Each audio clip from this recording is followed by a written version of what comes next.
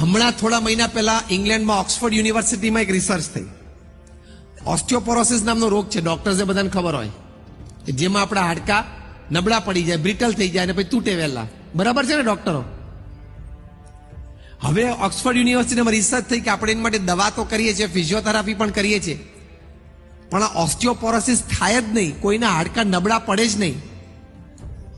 એની માટેનું કોઈ સંશોધન કરીએ.